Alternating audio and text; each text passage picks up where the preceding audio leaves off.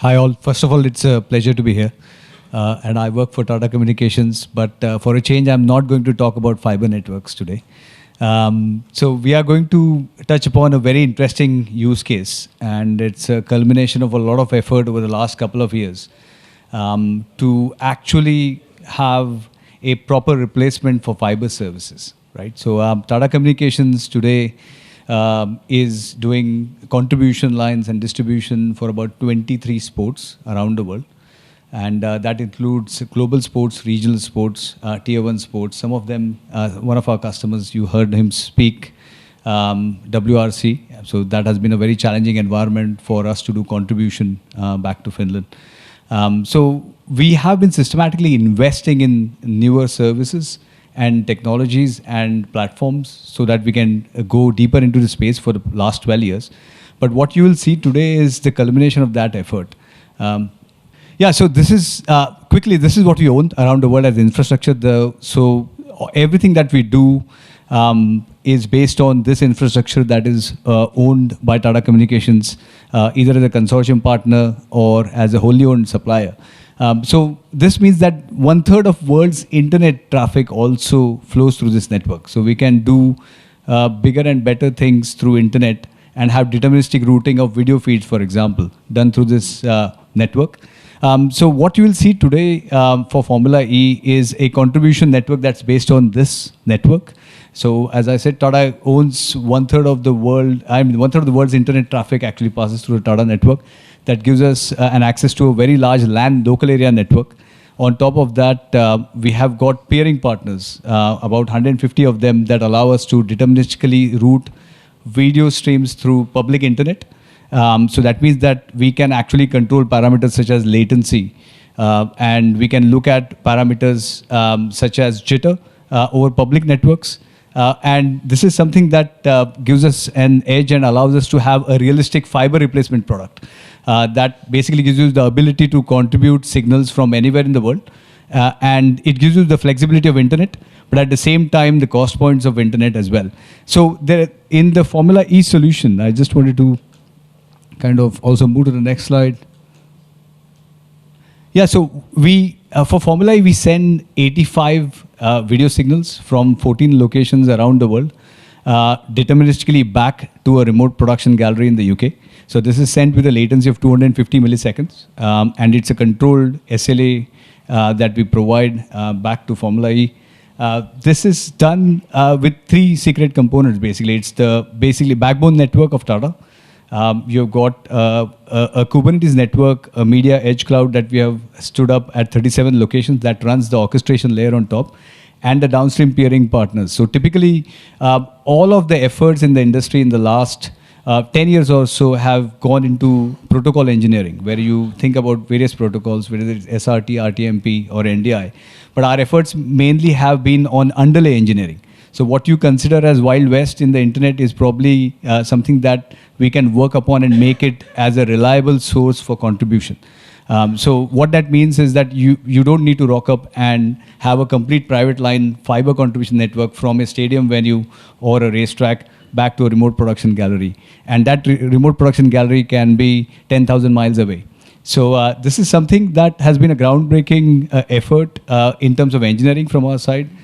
It is, I would call it like the pinnacle of IP engineering when it comes to routing and making sure that the video latencies are controlled. One of the interesting factors here is also diversity.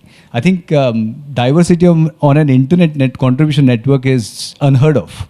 So that is a puzzle that we have managed to crack with our downstream peering partners and a large backbone network.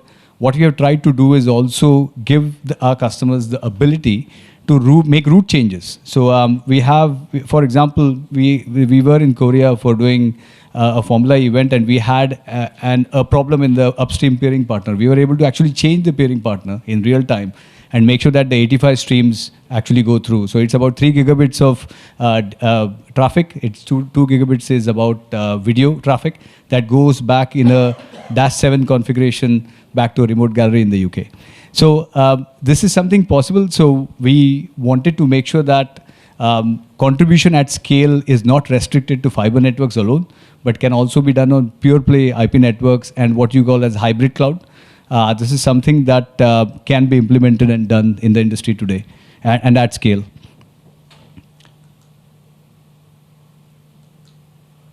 Yeah, so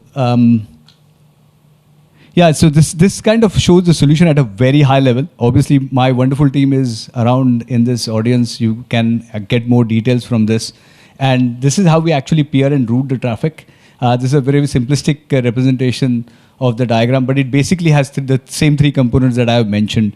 And they selectively contribute back video traffic at scale back to a remote production gallery, and it hops over the various networks. And at a BGP level, we are able to route the traffic deterministically in an IP network. So this is something that has had an impact. One of the interesting things in terms of on-site operations has been that we have reduced the footprint of equipment. Virtualization with on-site appliances and applications has actually reduced the on-site equipment footprint by about 50%.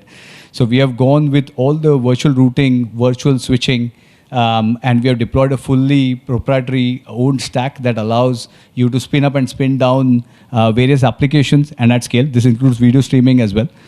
We have also, in 2022, we replaced all our traditional encoding banks with a higher density chassis that actually can encode with a smaller footprint. So that has meant that the freight and on-site footprint has gone down by 50%. So it has real ESG impact, and it is like an all-over harmonious solution with the optimal cost modeling, flexibility of internet, reliability of fiber, and also a fantastic ESG impact, this solution. So that basically summarizes my use case. I had a picture actually of on-site operation that, so this is the impact.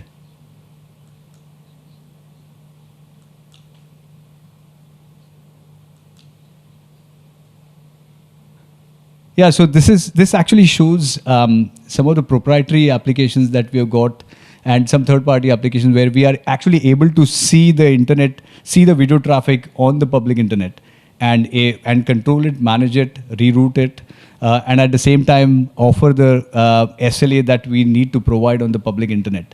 And this is a protocol agnostic infrastructure because this is an underlay system.